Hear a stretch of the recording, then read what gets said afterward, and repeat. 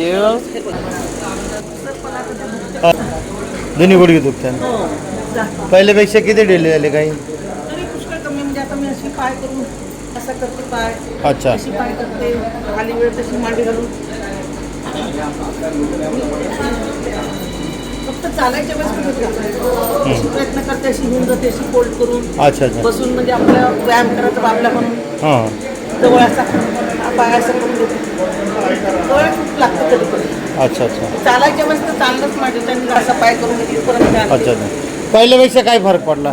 आहे तसं म्हणजे 2 मध्ये तर नाही झाला, पण मला तिसऱ्या वाटला. तिसऱ्या ह्याच्यात वाटलं. सगळं इंजेक्शन आयुर्वेदिक औषध घेतली मी. हां. हा पूर्ण मला पूर्ण बदल की काही दिवसांनी म्हणजे तिथं आता सांगितलं पण काय याच्यासाठी आपण हे करते औषध पुढे घ्यायची मी. हां. पॅकेट घेतली 1-2 वर्ष त्याला आराम होईल.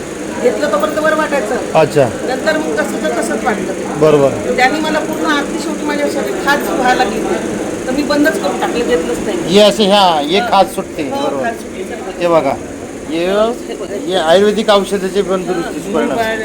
खूप खास सुट्ट्या होत्या. बरोबर. मग माझ्या बहिणीची मुलगी डॉक्टर ती BHMS आहे. हां. तिने मग मला औषधी लिहून दिल्या. तिने टॅबलेट आणि औषध हे कशामुळे काळं झालं? हे ते आयुर्वेदिक औषध. त्यात मला कधीच खास नाही, काही नाही, काहीच नाही.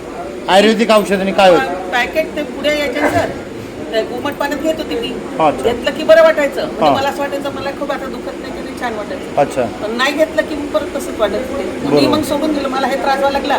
मला इथे नाही, म्हटलं जाऊ दे, मला बिना औषधी नाही. जेवढे दिवस होईल तेवढे मी पाहिजे. बरोबर.